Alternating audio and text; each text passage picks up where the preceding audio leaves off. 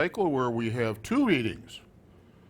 The first one is Matot, or tribes, and that is Numbers, or Bamidbar, 30 through 32. The Haftarah is Yirmiyahu, or Jeremiah, 1 and some of 2. And the Brit Hadashah is Yochanan, John, chapter 1. Kind of one of my favorites amongst all the other ones, too. The second reading is Masai, and that is Journeys. Bamidbar, or Numbers 33 through 36. Kind of stretched out there a lot. Haftarah is Yirmiyahu, just a few verses out of it. And we continue with John chapter 2 and 3. Got it? And that's what Pastor Larry's going to talk about. Yes. And we are here to honor Yeshua, not only with our messages, our praise, and our worship, but with everything that we do. Rav Boatz has a message for you all.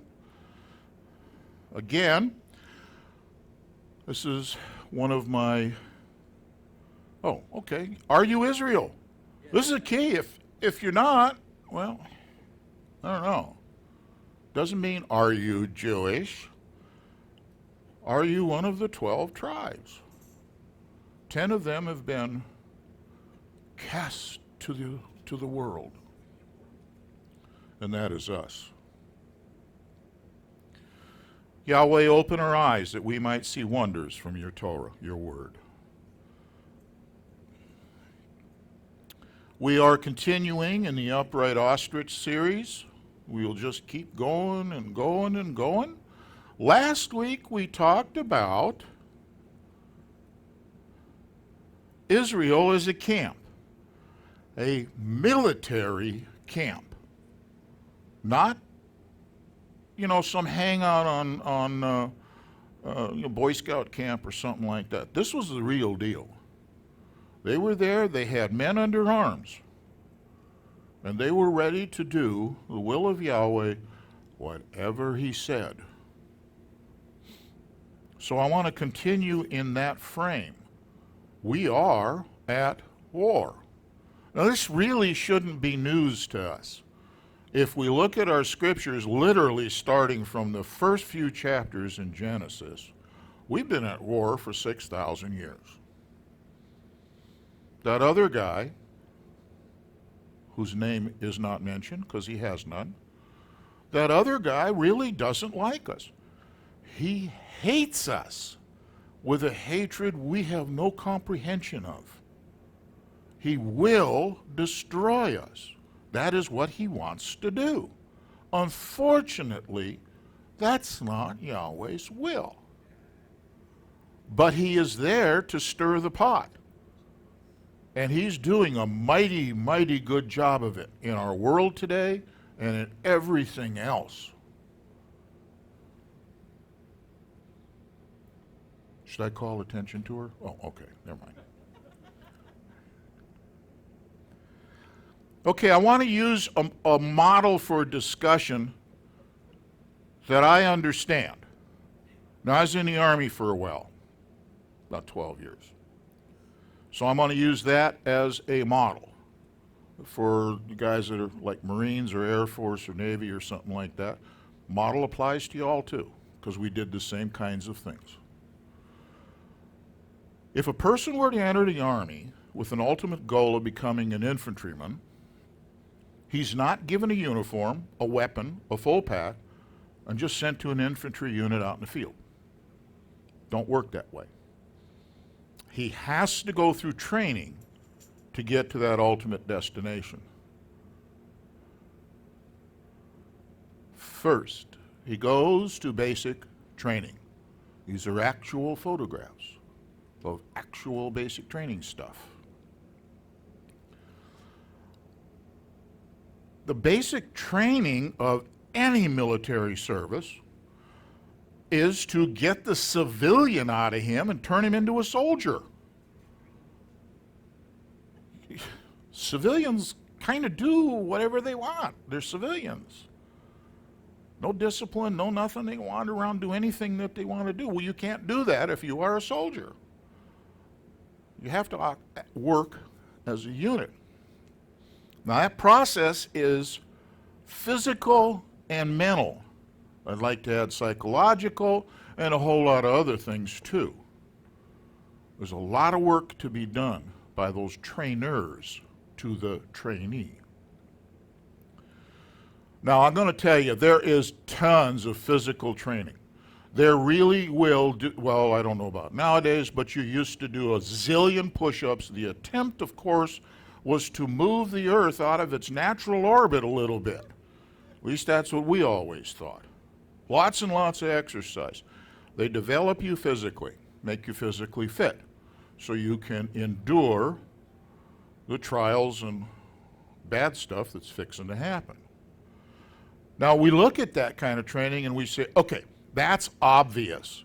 We're going to have these guys doing physical stuff. That's obvious training, no problem. And then, however, we're going to agree that the weapons stuff's good, because, that's what he's going to do, right?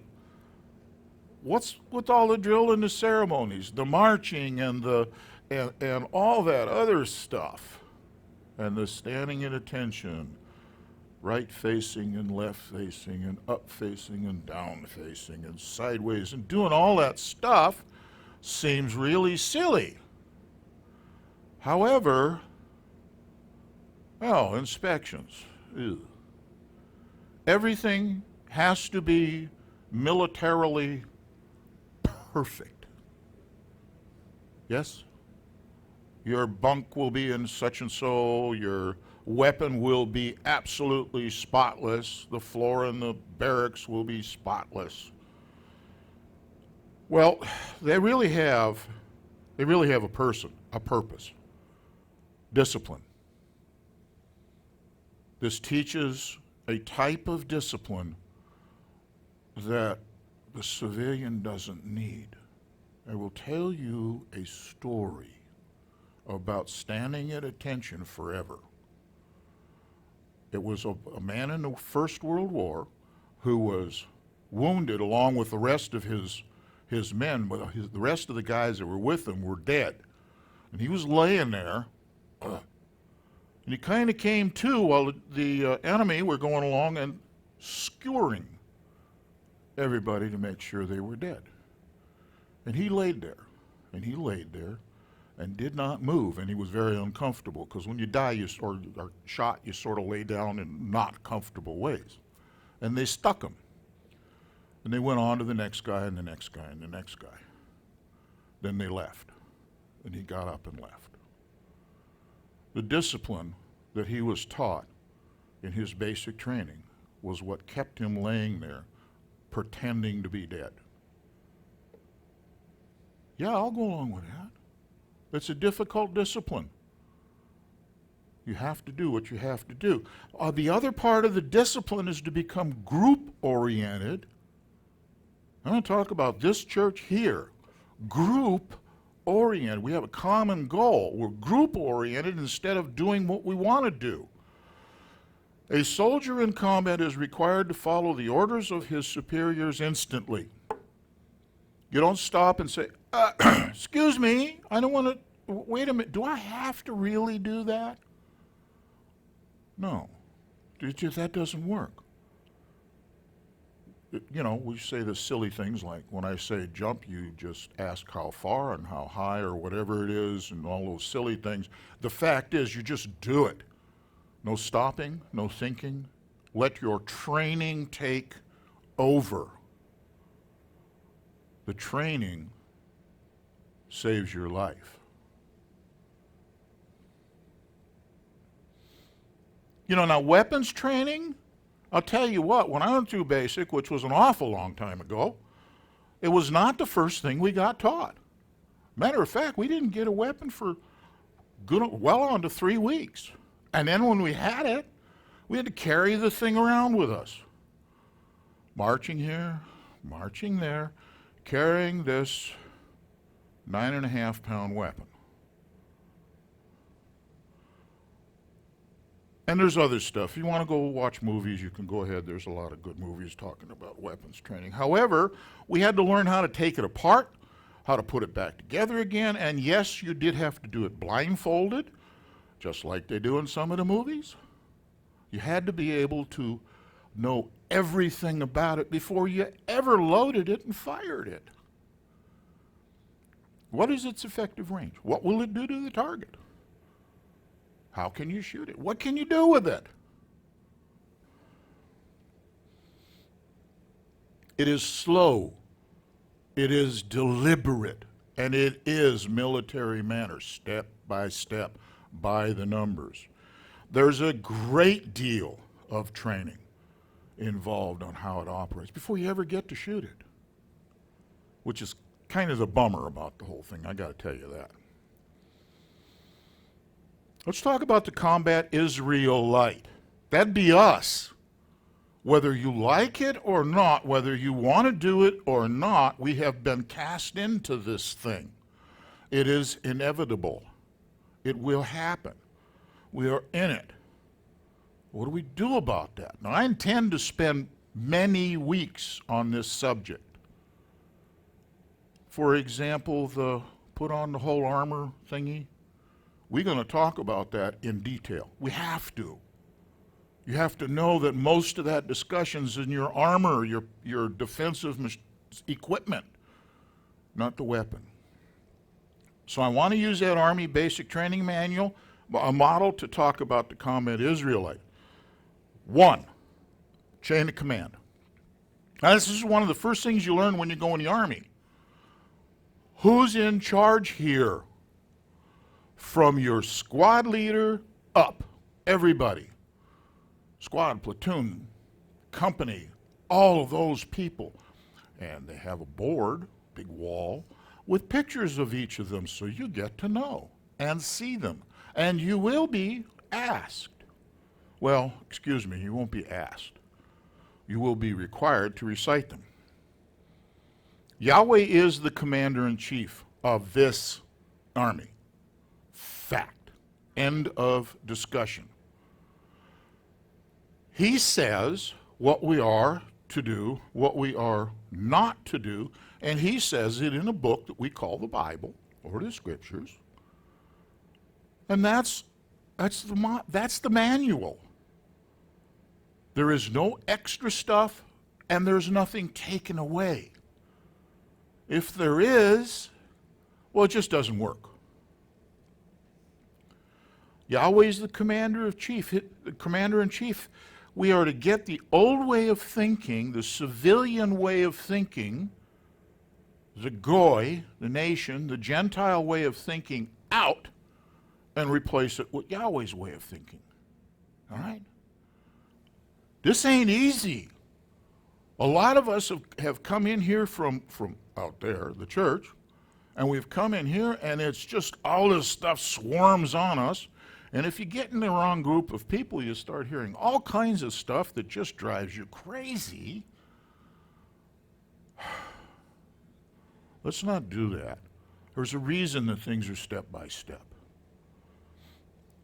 We have to learn some drill and ceremonies and military discipline. We came out of the church because we are in rebellion. But the church is in rebellion.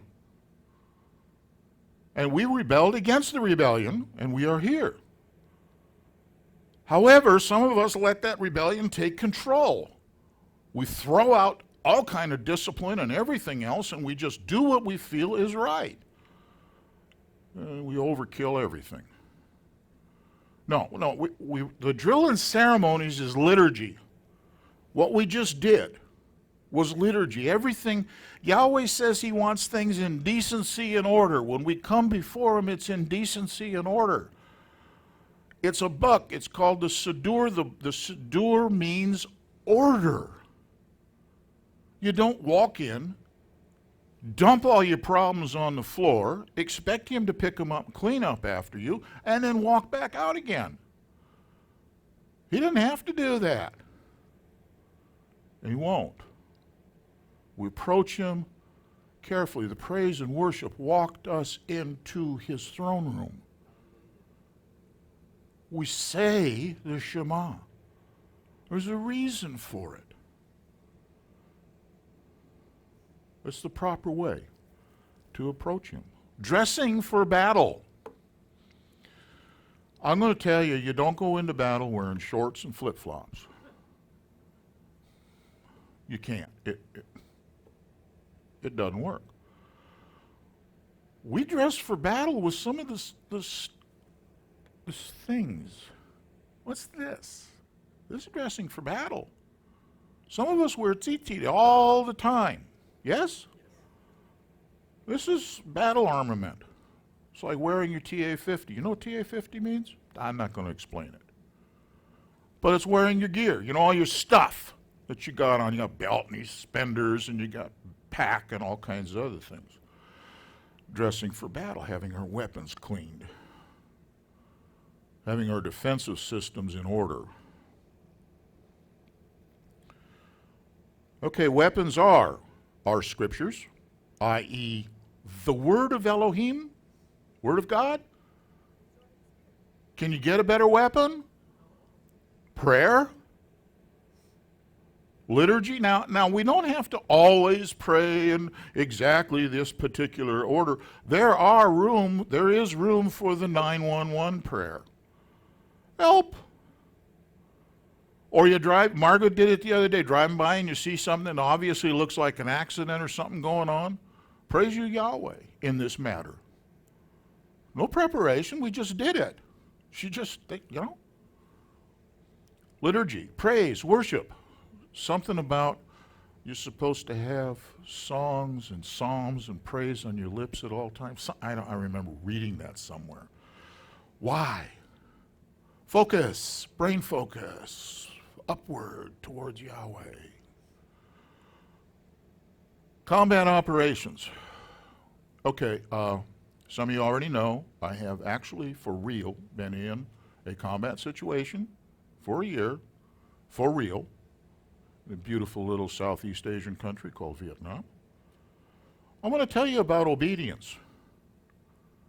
Your training says you are to do whatever the thing is you're supposed to do. That was artillery, not infantry. So whenever we had a thing to do, there was no discussion about what to do, how to do it. It was snap, and we were doing it. Instantly, without thinking. It was obedience to our training, obedience to our mission, obedience to our ultimate commander.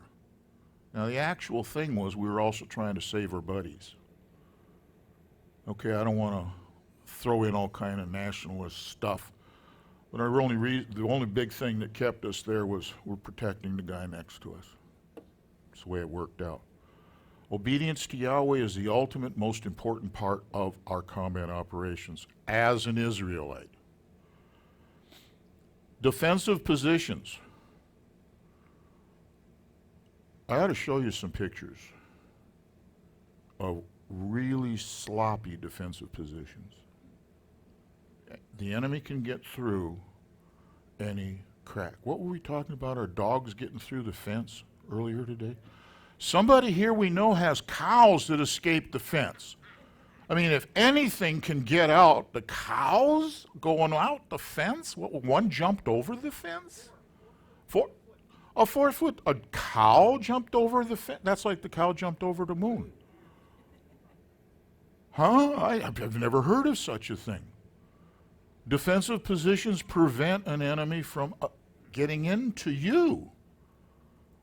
And I'm going to tell you, the defensive positions within the church, they don't have holes, they have avenues. Whole pieces of the perimeter are falling down. No one's on guard duty. And that's the shame of it all. And they have allowed the enemy into the camp. Well, actually, in some cases, they've invited him into the camp. We're going to talk about that because we need to recognize that stuff. Yahweh demands that his camp be clean. Now, I know I talked about that a little while back. Keeping the camp clean meant that the unclean person, individual, or thing was removed from the camp. it was outside the camp, but it was still within the circle of the command of the camp. Okay? When they went to make the red heifer ashes, they burnt the animal outside the camp, not inside the camp. But it was still a holy thing that they did. They didn't just go out there somewhere and, oh, well, let's start a fire, see if we can barbecue this thing. It was done by the numbers, in order and in decency and properly. But it wasn't done inside the camp because parts of it were going to be unclean until the whole thing was finished. Matter of fact, the guy that went out there and did it, he was unclean until evening. Yes, we keep hearing it. You're unclean until evening. Then you are to wash your body and wash your clothes, and you can come back into the camp. Not that you did anything wrong. We're not to touch a dead carcass. We're not to do stuff that we look at and say, what? But that's Yahweh's thing. Something about it bothers him or creates an unclean situation that cannot be in his presence. He wants it outside the camp. He naturally made women the way they are. It is his design. By the way, he said it is good, which I happen to agree with him. What has to happen, however, is that at certain times she must go outside the camp simply because an unclean thing is taking place. Someday we might talk about that a little more on the PG-13 side, I guess. Is the camp within the church clean? Not hardly. Sorry, it's not. Weapons and coordinated attacks. We're going to have to talk now. Pastor wants to talk about authority over. I want to talk about our prayers in the case of prayer warfare. How is it done? What can you not, or should you not say? Coordinated attacks on the enemy. This guy finds ways to get in and around and through, just like them cows or just like our dogs or the cat. They can get anywhere. You ever seen an octopus? Little teeny weeny octopus? They can get through a hole just larger than their beak, because that's the only thing on them. They got a beak for a mouth. If they can pass through, if that beak can pass through an opening, their whole carcass can, and they do it. They will slide out of the tiniest of holes. Coordinated attack prevents that, or allows us to destroy the enemy's things that he's after. Yeshua's Sabbath Church is a unit in Yahweh's army. And if you can't, that's it. If it's not, I really think I'm going someplace else. But I've been here now, 2 years and change, whatever it is, 2.5 years. I have not seen it any other way. This place is an army, or a unit within the army. Not an army unto itself. It is a functioning unit within the whole. Now, the real goals of this spiritual army and how it affects the YSC, that's us. What is our goals? What do? Restore the whole house of Israel by teaching and training programs. That's what happens every single Sabbath in here for the whole time. All of it, yeah? Congregational worship and meeting on Yahweh's chosen days. This is his Sabbath day. We're here on his Sabbath day. We're going to be on his fall Sabbath days. Right here, and we're going to be doing things we're supposed to be doing. We observe and we obey his commandments. There's a list. You passed it around. There's a list back there. There's 271 commands that are applicable to us today. Get the list. That was good. Now, some of those commands you might go a little iffy on, but they're good. Will and I were talking about one. The commandment to have equal and just weights and measures. You know what Yahweh calls an abomination? Unequal weights and measures. Now you take a Federal Reserve note out of your pocket and you take a look at it. That thing is an abomination. It is on. We used to have real money, which was just a silver coin. It maintained a value forever because it's silver or gold coins. I'm not going to go too far there because I can get fired up on that one.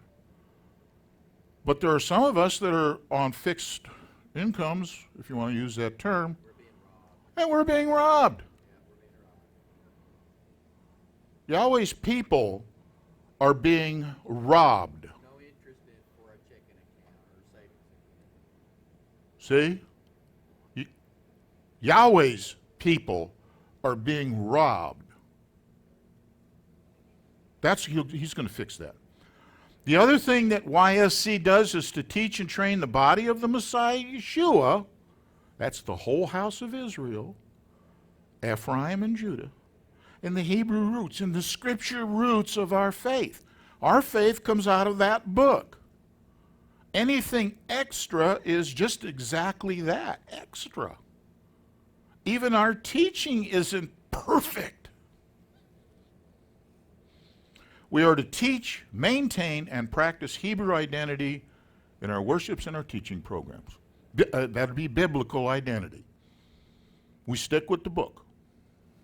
Can't go wrong by that there. I like this one. Encourage the returning Israelite, the guy that escaped from the church, the Christian believer in Yeshua, who wants to return to their biblical roots and live that lifestyle of the one we worship. We're supposed to follow Christ? Well, let's do it the way he did it. Yahweh has called together his people for his purpose. The people in this here building are here because he called us. It's not just here at Yeshua's Sabbath. Let's try that again. Yeshua's Sabbath Church, but there are many other ministries just like this one and congregations all over the world. And we're all doing the same thing. I will tell you, I'm watching and reading and looking at material that other teachers are teaching. They're teaching the same stuff I was teaching 18, 19 years ago. Well, that doesn't mean they're copying me. It means we're all copying the same source. He has called people that are here right now and people that are not yet here but are coming, that have skills and abilities for his army. That there thing, that camera thing right there, that thing was given to the world so that our message could go to the world. It ain't there for some other purposes. Somebody needs to know how to make it go. Somebody needs to know how to tell this here computer that I'm looking on to stop with the things that it does whenever I don't want it to. You know, there's a fact about this army. It's a volunteer. There ain't no draft. All 100% volunteer. You volunteer to get here. You volunteer to stay. In order to join this army, you have to sign up, and you get to take an oath in order to be in the army. We're going to talk about that oath next week. Now, I took an oath when I went in the army. Actually, I took it a couple other times when I re-enlisted too. Those of us that have been in there and gone in and taken an oath, you ever ask, when's the expiration date for this oath? There ain't one. It's indefinite. This army, Yahweh's army, has no expiration date for the oath. It's indefinite. That's actually real good. And that oath will change your status from the civilian to soldier, from Goyim, Gentile, to Yahweh's people. Or the term is gerim, meaning the stranger sojourner that joins Israel. Stay tuned. Next week we're going to go on and talk about the new recruit. Shalom.